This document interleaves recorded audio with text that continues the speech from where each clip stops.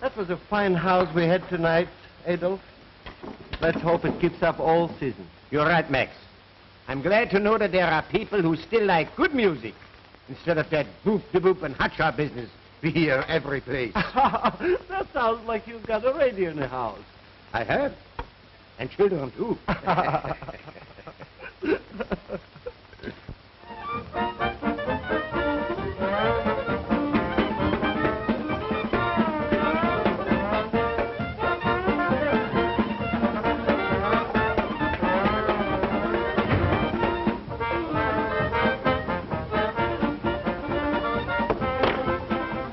Richard. Oh, dear. Must you play that radio so loud? Okay.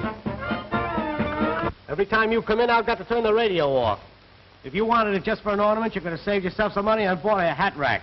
Now, such a way to talk. Doesn't your father like to see you enjoy yourself? Always? Huh. Music is good for everyone. But for the love of sake, such discords as you listen to... Here is real music.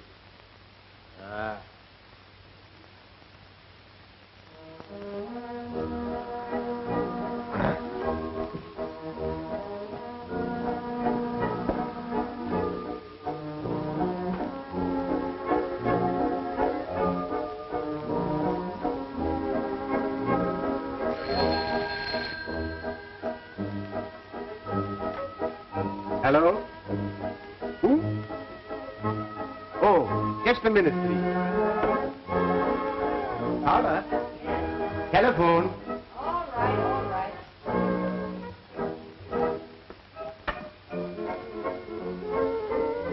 Muffle that dirge, will you?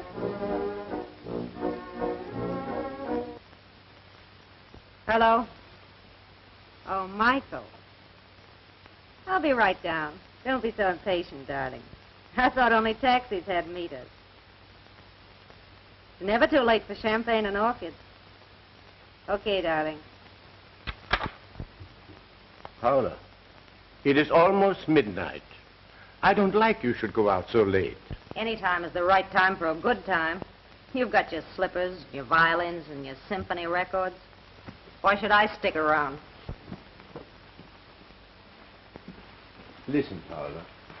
It is you and Richard that I come home for. And when I get here, you both go out. Don't you like your home? Well, it's all right for those who go for firesides. Personally, I don't. Just a difference of opinion. It's what makes the world go round, you know. When I was your age, I spent my evenings practicing my music. But you and Richard, you only care for a good time. Oh, it depends on what you're looking for. And a life with a violin under one's chin isn't my weakness. Oh, I almost forgot. Leave $10 on the desk for some things I ordered downtown today. They'll be delivered in the morning. What time you coming home, Paula? When the party's over. Nice, pleasant little family this is. Not. You'd think she'd include me on some of her parties. But no. Her friends are too swell to have anything to do with a guy that wears clothes like mine. For the love of sake. Now, such talk is silliness. I buy you good clothes. Only last Christmas, I bought you a new dinner suit. Yeah. Mine, I've got already 9 years. And it's still good. Mm-hmm. Only in the pants. Nobody notices that when I'm sitting down. Oh, nobody looks at what a musician wears anyway. Nice little supper, just you and I, eh? You go get it. I'm tired. All right, I'll get it.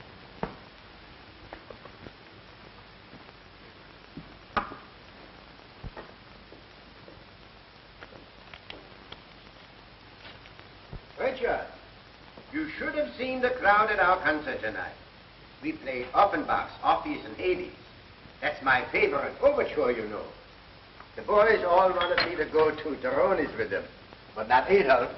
Not that he can come home and be with his boy. Richard. Richard.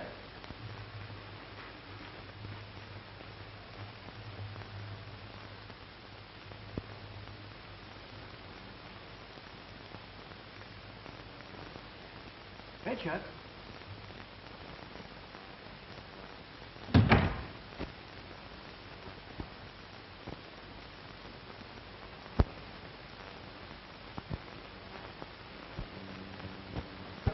Here.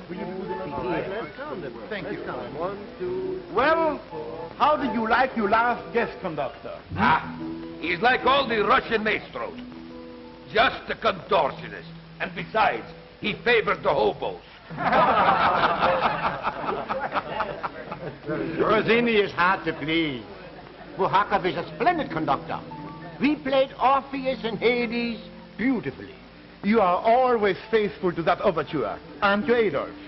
And while we are on the subject, Buhakov told me that your violin passages were exceptionally fine. Well, it is my favorite. Perhaps someday I will be able to play it good enough to play the solo passages. Adolf, that opportunity will be yours 2 weeks from tonight. Mancini, you mean that... Yes, I mean we will repeat the Orpheus and Hades overture, and you shall be the soloist. As orchestra manager, I have already arranged with the Symphony Board of Directors to have you promoted to the concertmaster's chair by this time. You see, Martinelli, our present concertmaster, leaves to go on tour, and the place is yours. You don't know what this means to me. All my life, I have waited for this moment in my career. Adolf, a fine musician like you deserves such a recognition. And now for your rehearsal. The director is waiting. Congratulations, Adolf, as our new concertmaster. Thank you, Max. Oh, I'm so happy. And I'm nervous, too. You know, I only played the overture, Orpheus and Hades, for 10 years. I need more practice, maybe. Eh? Why don't you go down to hear Franz Steinmann tonight at the music hall? Watching him should give you more confidence. That's just what I'll do.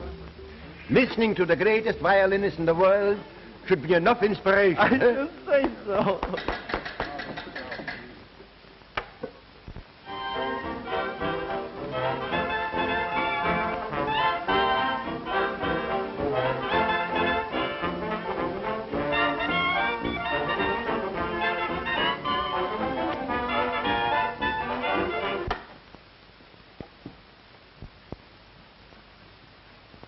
Hey, what happened? I was badly hurt in an accident. Oh, yeah? Well, then maybe we can collect damages. No, it happened in a public street. outside the stage entrance of the music hall.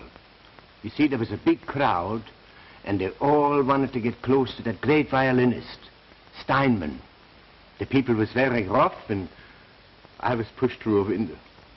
Richard, it hurts pretty bad. Well, it's your own fault. Why don't you come home instead of hanging around with those crazy musicians? Hey,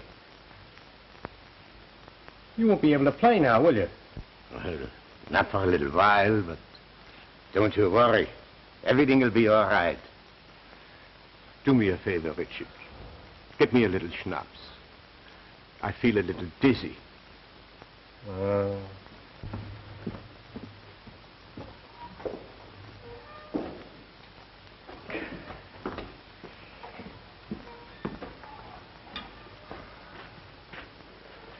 Yeah.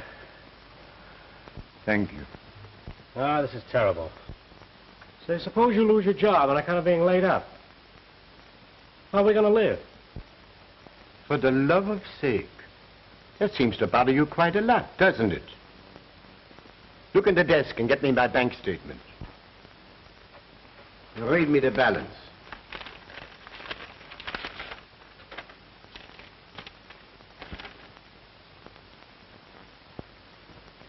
Why, it's only $52. What? Oh, yes, I remember. I had $500. I bought a new violin. And I loaned Rodzinski, a cello player who's out of work, $50. A fine lot of consideration you have for Paula and me. Here you are almost penniless because you must buy violins and help out hand musicians. Now your hand is injured and you can't go to work, and yet you say everything's going to be all right? Sure. Why not? Even if I'm laid up longer than I think, surely you and Paula can help out by going to work. Yeah, what kind of work? Paula ain't the type, and I can't find anything that suits me. And it's your fault, too. You never let me go out and do what I wanted to. I always had to stay home and listen to that crazy music of yours. Well, if you're going to talk like that, I think I'll go to bed.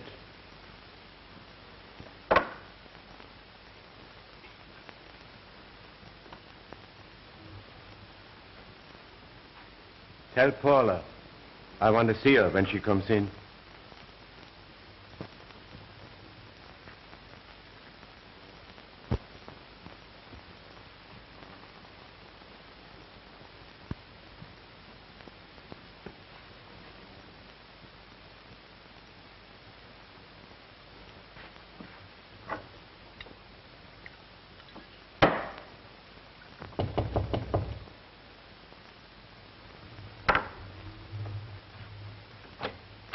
Greg? Yeah. Telegram for you. Sign here. Thanks. You're welcome.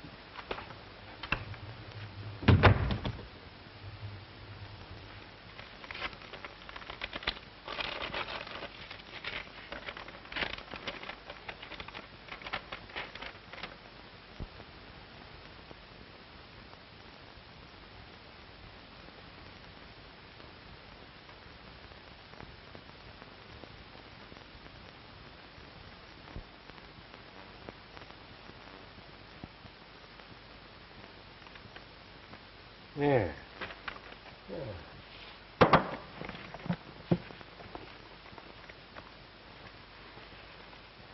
Pennsylvania, 65600. Get me Pennsylvania, 65600. What time can I get a train to Atlantic City tonight? 11:40.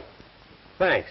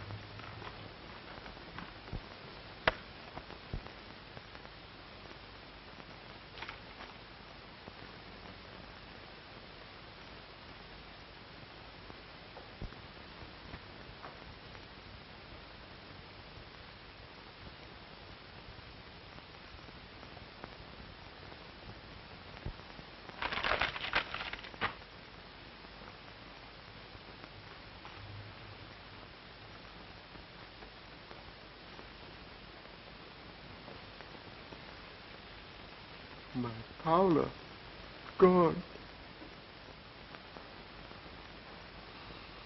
And Richard, too.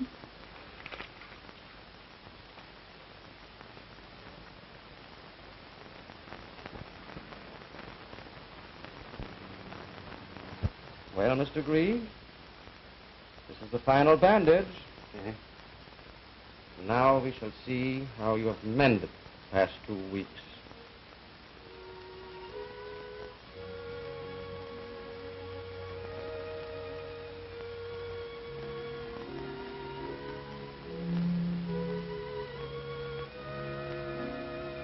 Doctor, look. I can't bend the fingers. Tell me, what's the matter? Quick! Exercise will probably limber them to a certain extent. Your fingers will always be semi-paralyzed. The tendons have tightened as they heal. No, that can't be, Doctor. I will rub circulation in them, and then by tomorrow night maybe it'll be all right, eh? Then I can play my solo. Your disappointment will only be more intense if I cover it with false hopes. You will never play well again, if at all. I know how you feel, Mr. Grieve, but you must try to overcome your grief. Your health won't permit such despondency. Isn't there someone who can help you, a friend, or your family? Family? I have a family, yes. But they're away now. I'll be all right. I'm not so sure about that. You really shouldn't be left alone. Well, I'll manage somehow. You see, Doctor, I'm not alone. I still have my music.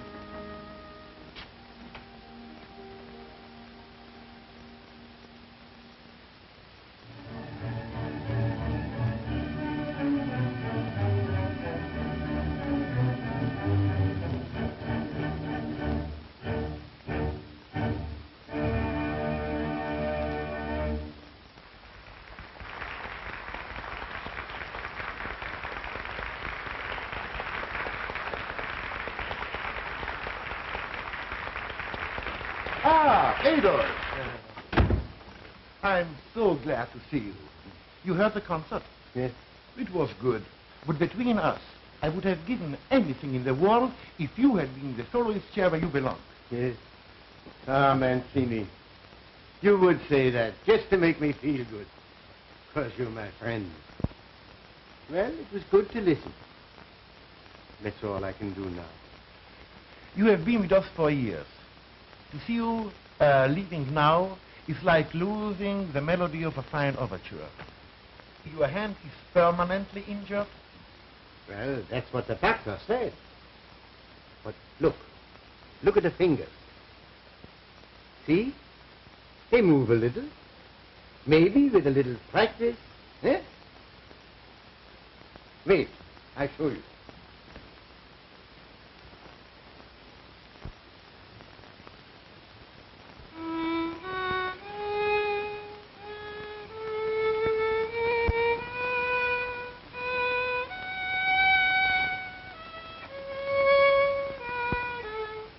Don't, Adolf, don't. I want to remember you are playing as it was, not as it is now. Forgive me. I had to try. And now, I want to ask you a favor. Anything in my power, Adolf. I know I can't play anymore. But isn't there something else I could do? As the manager? You do the hiring. Perhaps I could help arrange the scores, take charge of the library.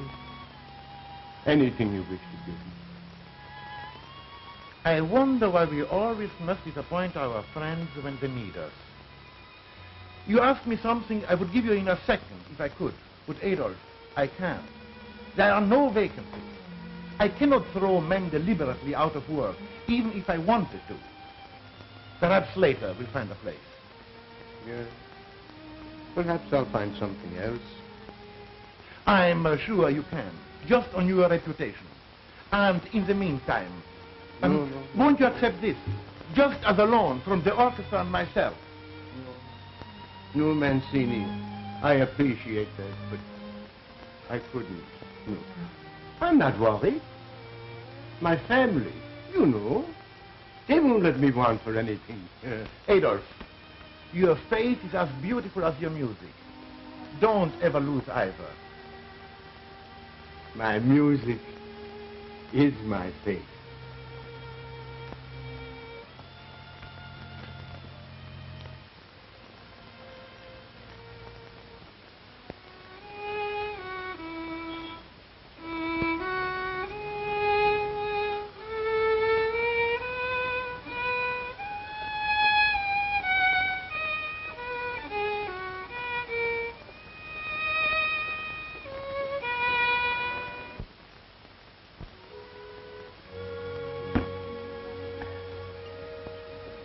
It's part of tonight's paper, Adolf.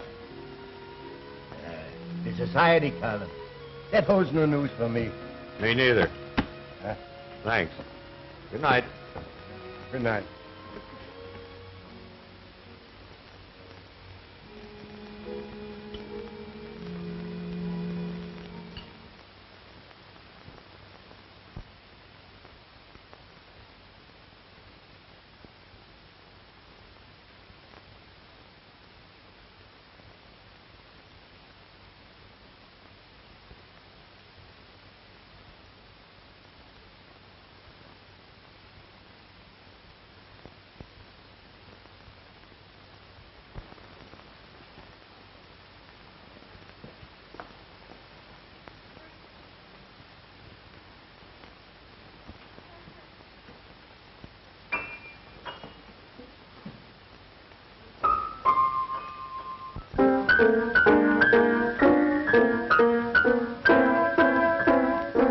I told you to keep him away from the piano. That noise would drive anyone mad. I'm sorry, ma'am, but he doesn't want anything but music. Well, put him to bed immediately. Keep him away from anything musical. Yes, I know what ma'am. I'm talking about.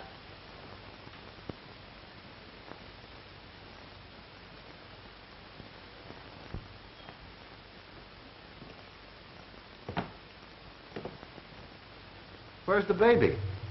I thought I heard him drumming on the piano. You did. I sent him to bed. Noise is enough to drive anybody crazy.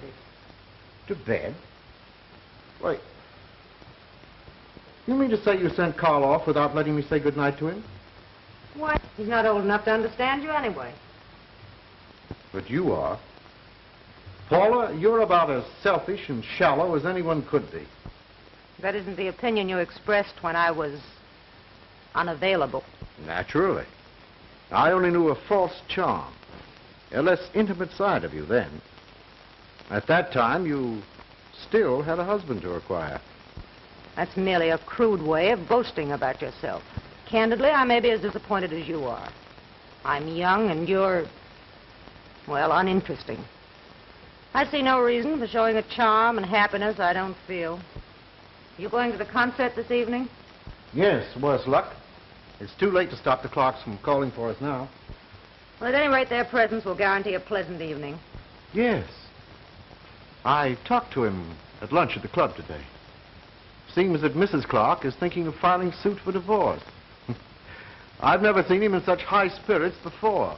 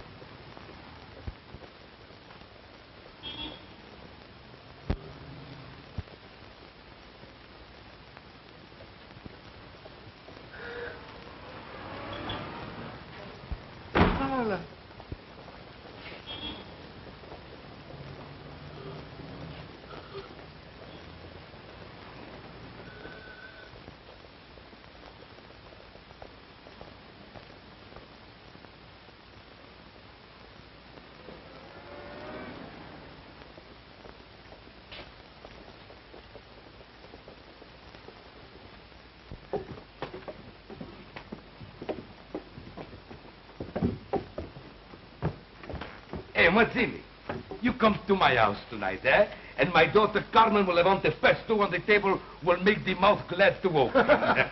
Not tonight, Rossini. I'm too tired. Oh, tired. You come to my house, you're not going to be tired. Because you know why? You always have plenty good fun, and you have...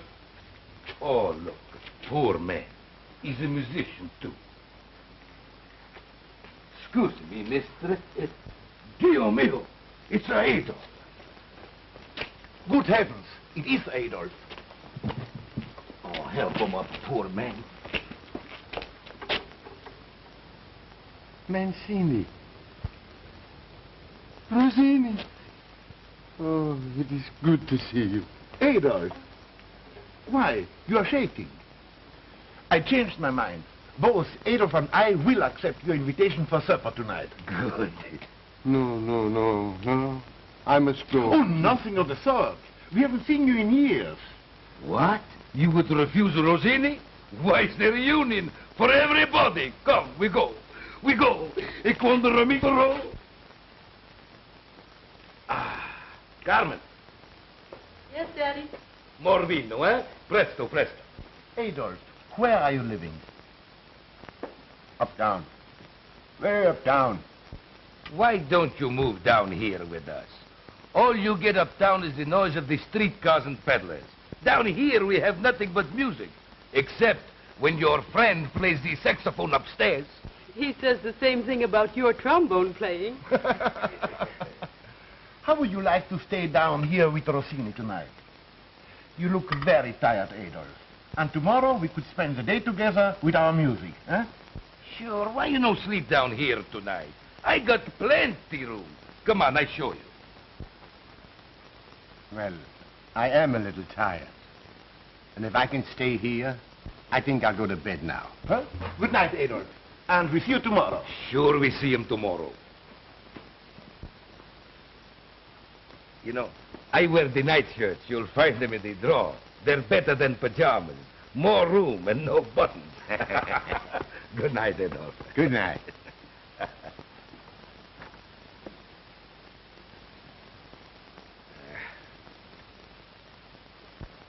You know something?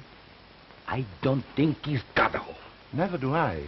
I've heard that he played on the street for coins and often came to stand before the concert hall. But until tonight, I never was able to find him after the concert. Poor fellow. His music and memory made him come there, and then his pride would make him leave before we could see him. How awful. Daddy, I've often heard you say what a fine musician he is. Can't we do something to help him? My dear girl, he's very proud. He would be insulted if we give him charity. And you know he can't make music with his bad hand. If we only could think of a business proposition for him. I have it. Listen. Second studio below us here. Yeah, downstairs. Oh, why not set him up as a violin teacher?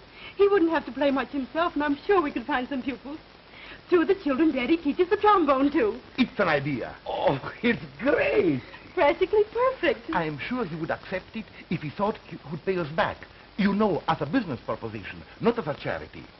I'm going to donate a frock coat and 3 music stands. I'll hang his drapes and make his coffee. And I sponsor him personally. We start tomorrow to the Greek music school. To the Greek music school. Ah, e tutto romanzo che c'è tu comico, tutto romanzo. Ecco, we go to the kitchen. E tutto romanzo che guarda che c'è, come ti niente, che ti niente, e che va.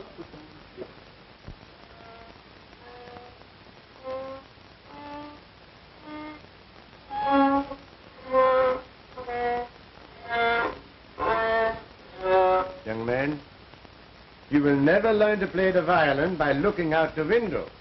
Oh, gee. Only sissies play violins anyway. I want to play the drums. Then why do you come to me twice a week? 'Cause my mother went and got this violin for a lot of soap wrappers she'd saved up. What a reason for becoming a musician. All right, that's all for today. Thanks, Mr. Green. But remember, I want to hear improvement by next Monday. Oh, I'll practice hard, Mr. Green. Goodbye. Bye. Why you no look where I'm going, eh? Excuse me. Your pupil seems anxious to leave. What a life with those children. Their mind seems only on the clock. Ah, you've only had 8 years of it. Think of the lifetime I have suffered with those kids, and their heads are full of applesauce. With the movies and the radio, they have no time for real work.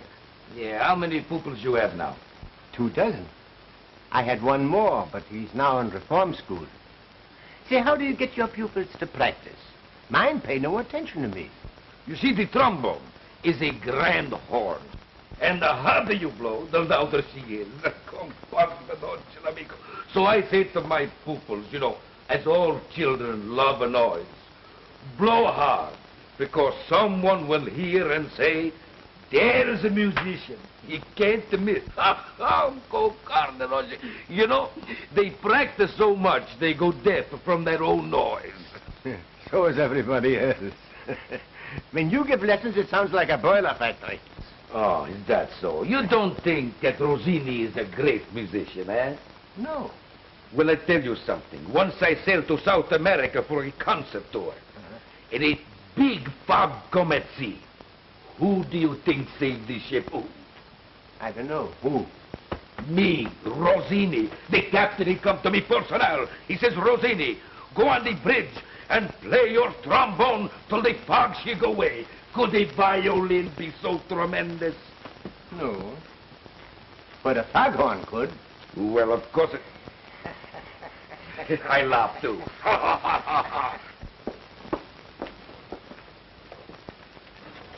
Say, where is your father? Arguing with Adolf, I guess. That's their chief exercise. That Adolf, he's a great old fellow. You know, he's forgotten more about music than most people will ever know. Yes, sir. I've grown very fond of him, for many reasons. It wouldn't be because he lets us meet in the studio, would it? Maybe. You better go upstairs before Father comes in for lunch. What'll you give me if I go? Kitty? Or spaghetti? Say, that's a swell title for a song. But I'll try it out first now, huh? Come on. I want you to put the B on that husband of yours. I'm in a spot. Aren't we all, dear brother? I'm having troubles of my own. I just read an ad in the paper. Adolf Grieg, professor of violin and cello, 232 Christopher Street. Why not go and see Father? He seems to be doing well, and you always were his fair-haired boy.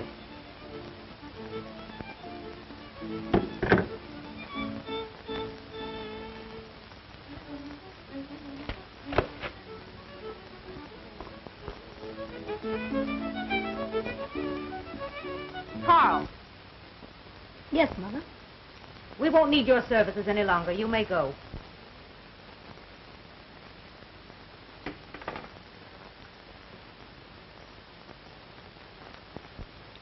What's the matter, Mother? Professor Heinrich's a good teacher. Your father allows you to have these teachers, but he doesn't have to stay here and listen to them. I'm sorry. I thought everybody liked music. You're your grandfather all over again. My grandfather? Well, what do you mean? And why haven't I ever seen him? It's impolite to ask questions. And Carl, I want you to forget all about music. It reminds me of something that I myself want to forget. Do you understand? Yes. Yes, Mother.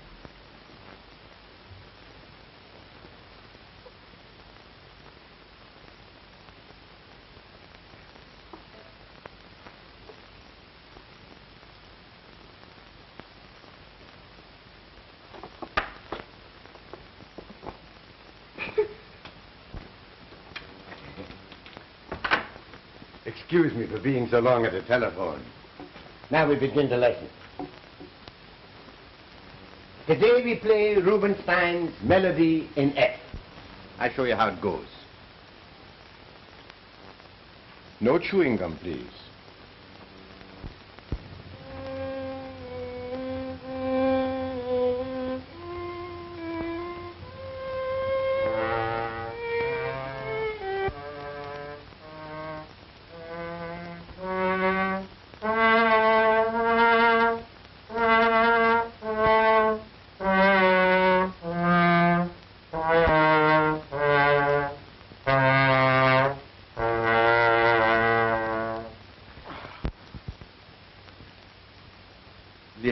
play only the notes, not the fly specks.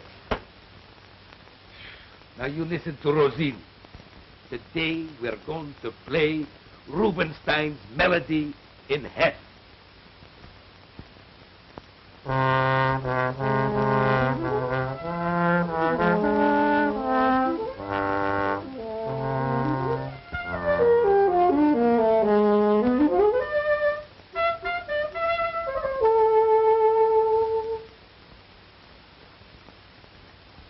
You know, Sam, I wish we could write a good number. Something new. Yeah, something new. Now we commence. 1, 2, 3.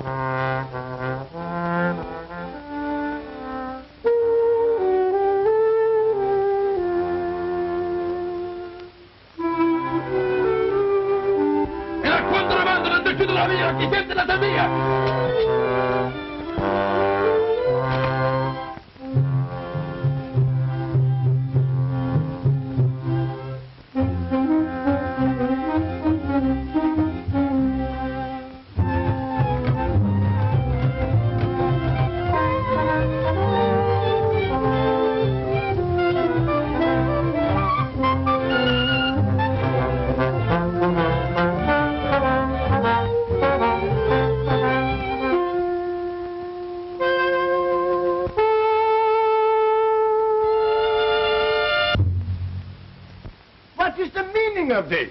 Get out of here, you overstuffed galil! Get out!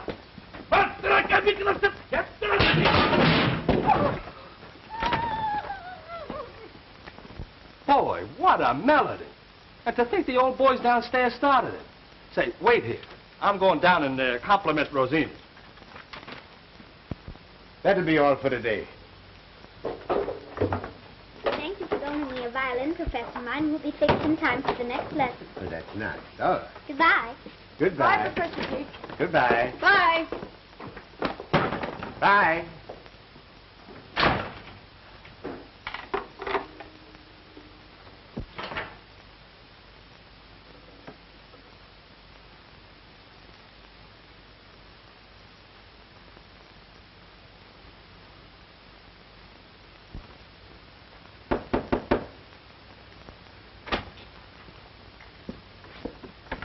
Maybe he's in the bedroom.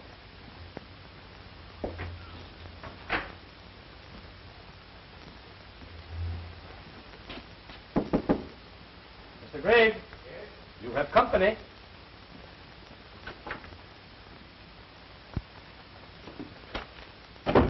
What is it? Herb and I have had dinner, so I thought you'd like some nice hot minestrone. Soup? I can eat soup anytime.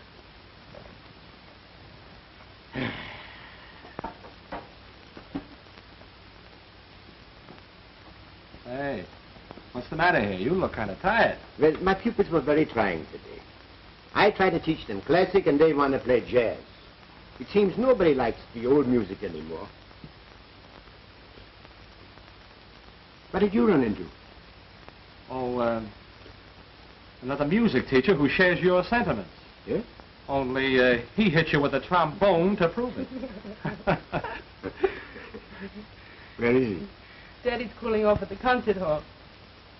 Rossini went to the concert hall. I haven't been there in 10 years. You've been awfully good to Carmen and me. Just like a father. I'm glad. Because once I had children of my own. And you two sort of take their place. I didn't know that. Are they... Dead? To me, yes. Never you mind. We'll try to take their place. Even after we're married and have children of our own. Eh, Carmen? I'm afraid Father will see that that dream never comes true. Nonsense. Once I was as narrow-minded as he is. But now I think different. And so will he. Youth is a rhythm we old ones can't keep a tempo to. The old melodies are the memories of our youth. That is why your father and I persist in teaching them, even though they're as musty as we are. Now, I know you don't mean that. Why, most of our modern music is based on the old classics. Hey, what is your favorite composition, Mr. Grigg? Offenbach. Orpheus and Hades. You know it? Well, I sure do. Gee, I wish you could play it for me. I can. And the phonograph.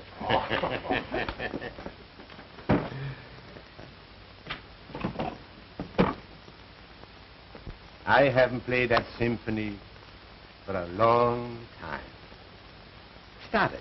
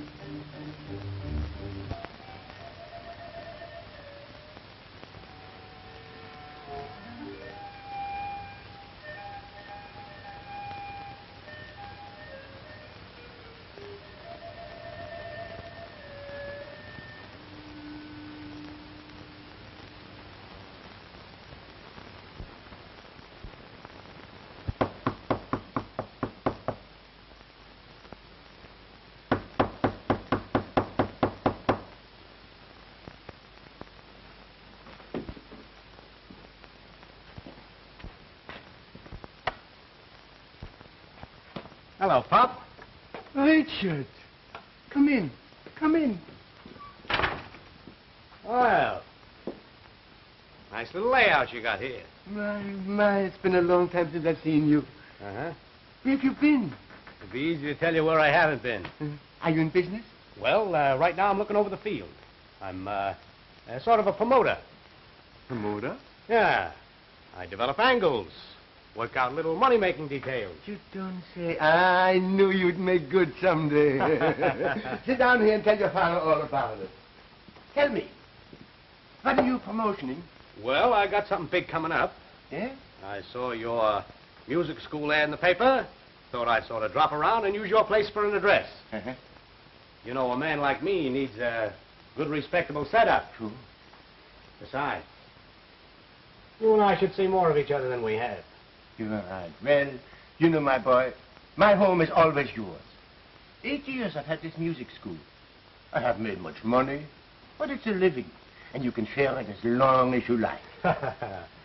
Well, we're going to get along just fine. I tell you, I got a big deal on in Chicago. Yeah? Yeah, it's tied up most of my capital for a while. You don't say. I was wondering if you could lend me a little money for a while. I want to go uptown tomorrow and look over the field. Of course.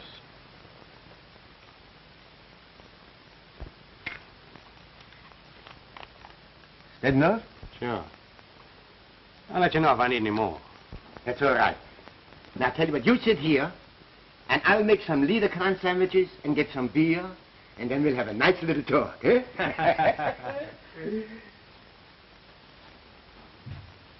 Now, what's the matter? You know, I was just thinking. The last time we were going to have beer and sandwiches, you didn't wait for them. Well, don't worry, Pop. I might be 10 years late for that date. But I'll wait this time.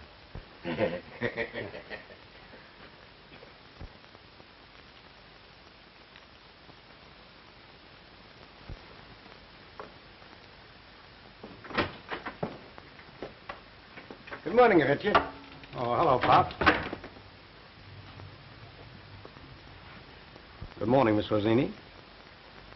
How's the most beautiful daughter of the world's finest trombonist? I'm glad you appreciate my father's ability, Mr. Grigg. Oh, excuse me. While I read my mail.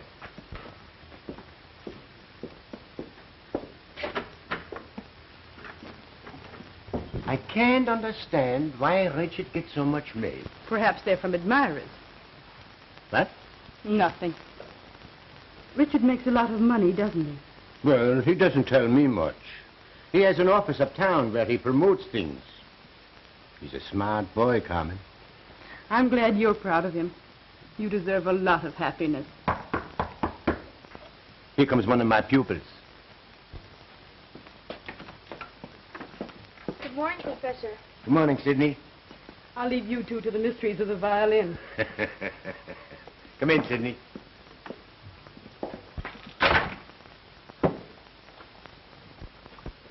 Well, Sidney, did you practice hard this week? No, sir, I didn't. You see, sir, my dog ate half the music, so I could only play the bottom of the page. And that's the first time I ever heard that one. Never mind, the lesson will commence.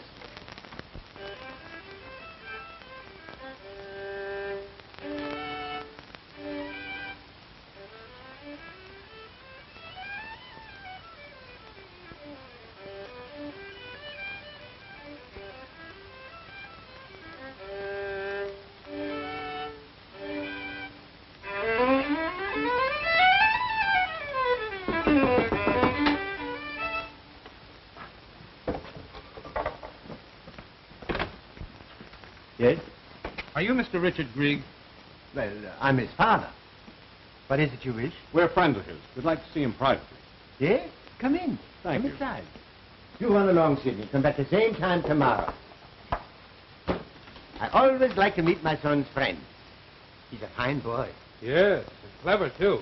Yes. Is your son in partnership here with you? Oh, no. He's been away a long time. Just came back a few months ago. I just have a little music business here. Too small to interest him. He has an office uptown. He's a big promoter. I'll say he is. Where is he, anyway? Just a minute. Richard? Richard? Yeah? Now, what's going on here at the convention? No, these gentlemen are friends of yours. Oh, yeah? Yes. That's news to me. What's on your mind, boys? We read that ad you mailed to people, and we thought we'd like to get a piece of your business. We're violin manufacturers. I don't need any violins. I have plenty of them. You got violins, Richard? Well, I thought you didn't like music. Mind your own business. I'm sorry, gentlemen. I'm not interested in anything you have to offer. No. Maybe you will be when we get you down the pen. Why, Richard, what does all this mean? You guys are crazy. You're the guy that's crazy, using the mails to defraud. Well, there must be some mistake. Why, what has Richard done? You ought to know. Why, he sent letters to mailing lists and has received money for services and merchandise which your music school was to deliver. Now, we hold a warrant for his arrest and enough complaints to put him on ice for years. For all we know, you're as guilty as he is. Oh, lay off. My old man's got nothing to do with it. He's just a musician, but he's not in on my swan song. Oh, Richard, what? Ah, play it on your violin. Well, what are you waiting for? I'm the guy you want, ain't I? Yeah, come on. Why, you... It's all right, Pop. We're not pinching you. It's funny a nice old guy like you would have a son like that. Well, those are the breaks. So long.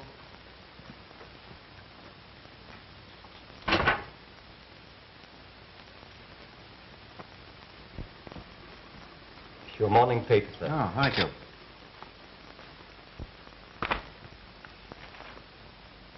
Oh, what's this?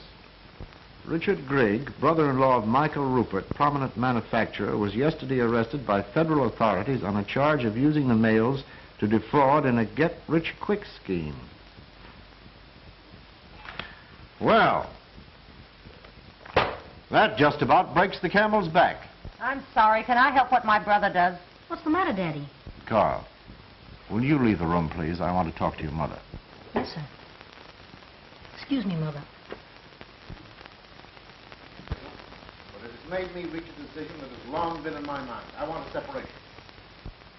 Suppose I don't want a separation. I think you will when I tell you a financial settlement goes with it. Change might do me good at that. Perhaps your ideas are the same as mine. What's your proposition? I keep Carl. You get $50,000 cash. You don't value our son very highly. Make it 100,000. 75 then. And remember, you're to stay away from both of us. That won't be difficult. You've been an uncongenial wife and a disinterested mother for years. Save your compliments. Is this final? My lawyer will draw up the paper immediately. You get the cash, I keep Carl.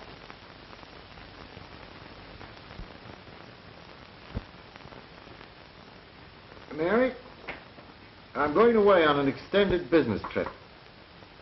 I'm leaving him completely in your care. Be good to him now and give him lots of those cookies you used to give me when I was a boy. Oh, don't you worry.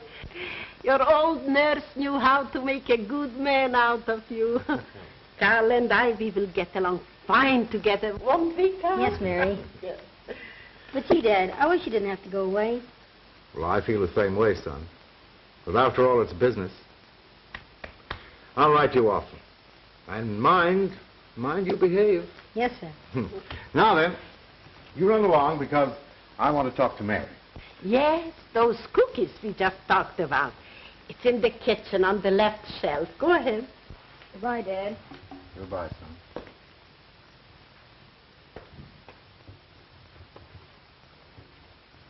I may be gone quite some time, Mary. That's why I've closed my house and moved Carl down here with you. Mary, I want you to be a mother to him. Of course, you know that my wife and I have separated. That's why he needs a good woman's care more than ever. You understand? He will be a good company for an old woman like me. Don't worry about anything. God bless you. Thank you, Mary. Goodbye. Goodbye. Ah, young man. I know all about your father, but I don't know nothing about you. Now tell me. Tell me everything. Well, first, I like these cookies a lot. Oh, that's a good beginning.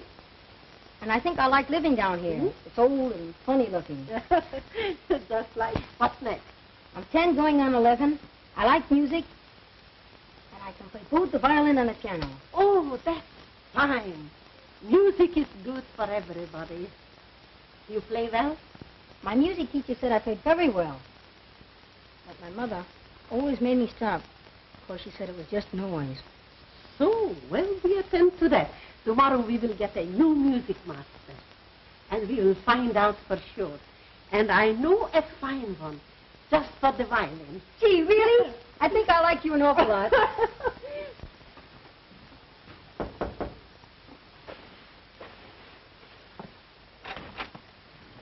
Ah, good morning, Professor Green. How are you? Good morning, Mary. I found your message under my door. You have a new pupil for me? Yes, and a fine one. That's good. I want you to meet him. Carl! Carl! Come here. Yes. Carl, this is your new music master, Professor Green. Professor, this is your new pupil, Carl Rupert. How do you do, sir? How do you do, Carl? So, you want to become a violinist, huh? Yes, sir.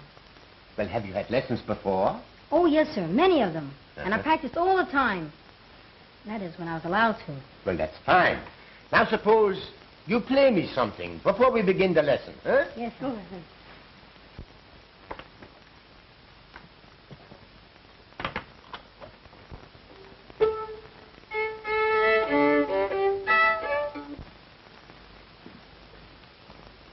What shall I play, sir? Play something you know real well. Your favorite.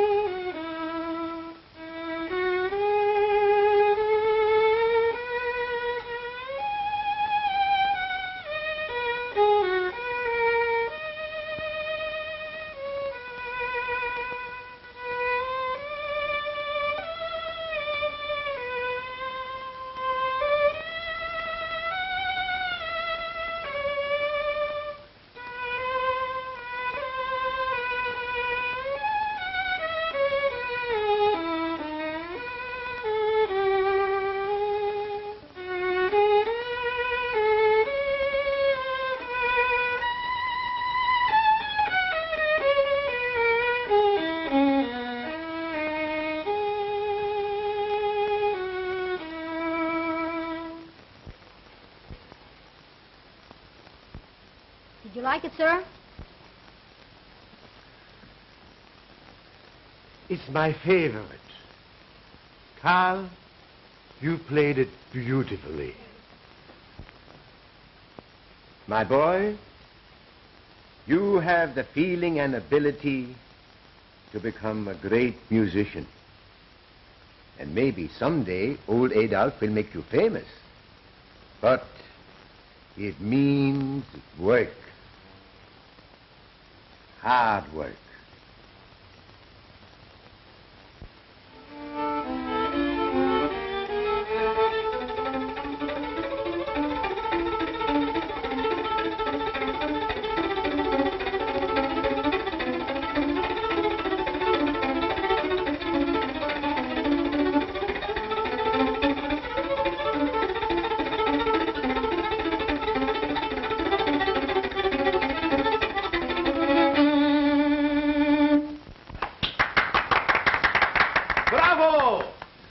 Young men, you astound me. For months, Adolf has been exclaiming over your ability. Now that I have heard you, I agree with him. My boy, you are very good. My old friend, you cannot know how I hope for Carl's success. In the 2 years he has been with me, I have grown to love him. Not alone for his genius, but for his young companionship and for his devotion to myself and my music. I understand. Perhaps he gives you something you missed all your life, Adolf. I feel that fate almost gave him to me as the image of what I was once, what I dreamt my own son might have been. Will you help me arrange his future? Of course. We'll start his career with a salon recital at the Hotel Savoy next Monday. Mr. Rossini, just think of me giving a concert. Yes, too bad. What? Too bad you wasted all your talents on the violin. Fortissimo, how he could have played the trombone.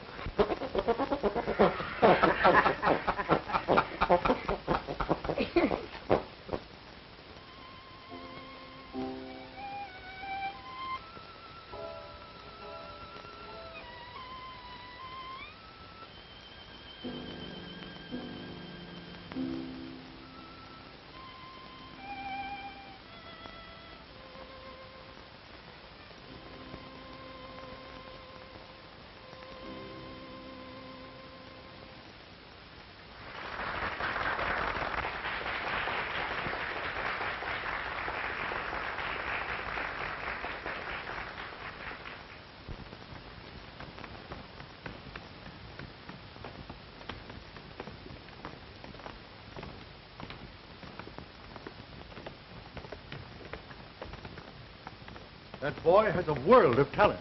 You are absolutely right. His technique is superb. Old Adolf Grieg deserves all the credit for training him. As chairman of the Symphony Society, I'm going to recommend that we have that boy appear as soloist on one of your future concert programs.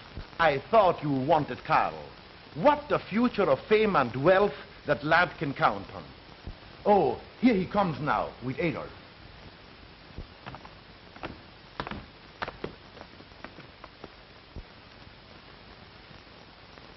Mother! Carl, darling.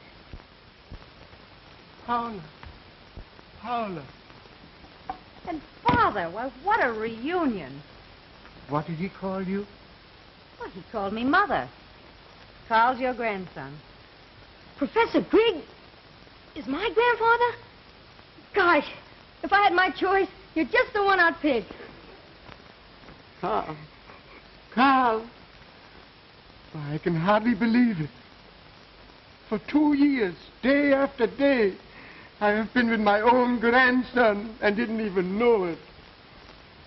It isn't fair. You can blame Michael for that. He stole Carl from me and put him with an old nurse.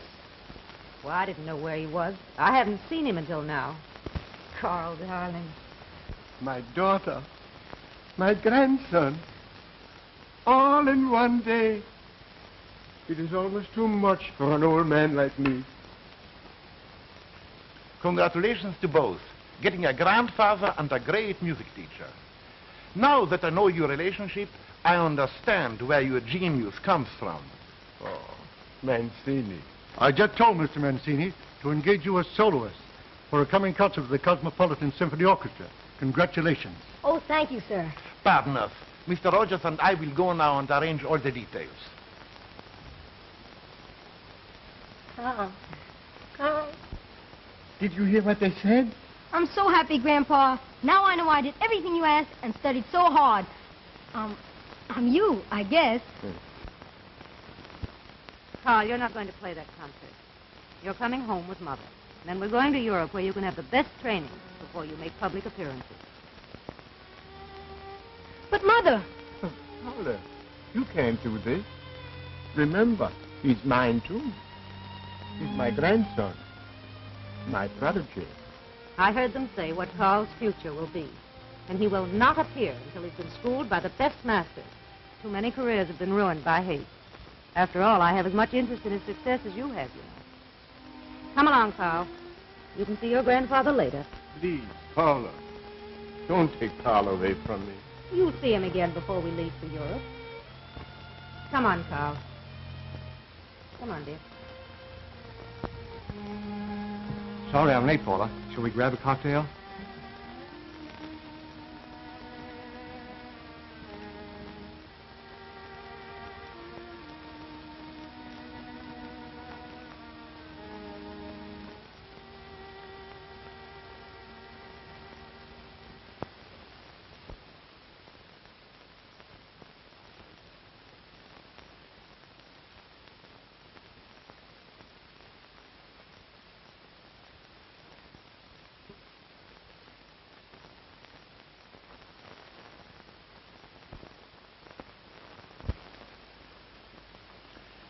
It's all a terrible mess, particularly for poor Adolf.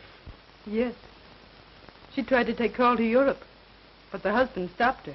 Well, what if her husband does win Carl? Adolf still loses. The papers say the father disapproves of a musical career for the boy. It's useless to think that Carl will play now. I have already engaged a substitute artist. Well, it's certainly a rotten break for old Adolf. He's always helping other people, and yet every wish he has is a disappointment. It's true. Only yesterday he argued Father into letting us become engaged. You can't tell me anything about him. He never struck a false note in all his life. The judge will announce his verdict today in his chambers. There's nothing we can do.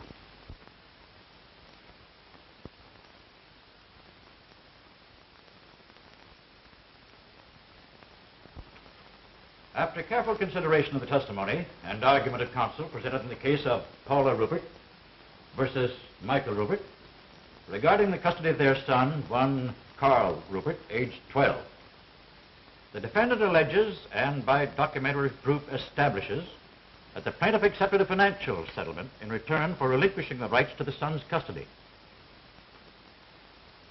The plaintiff, in turn, states this agreement is not a legal binder, and that her son needs her love and protection because of the father's desertion of the boy to the cares of a professional nurse. I am possibly going to be guilty of setting a precedent in judicial procedure by taking the course I have decided upon. Young man, please come forward. Now, I'm going to ask you a most serious question. Consider it carefully, for your answer shall be the court's decision. The state gives you the privilege of choosing either of your parents or a suitable substitute as your legal custodian and guardian. What is your answer?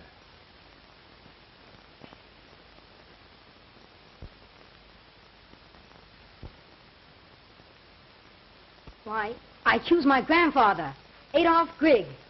But this is ridiculous. I should appeal this revision. Gentlemen. Please. Mr. Grieg, do you accept the appointment of this court as the custodian of your grandson? Or have you any objections? Objections? Your Honor, I rejoice in the greatest gift an old man could possibly get. The devotion of his grandson.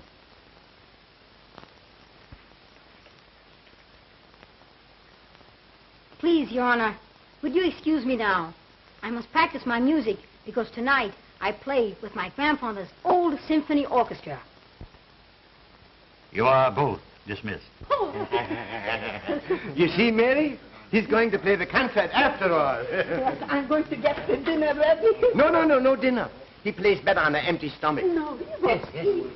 That's all right. Yes.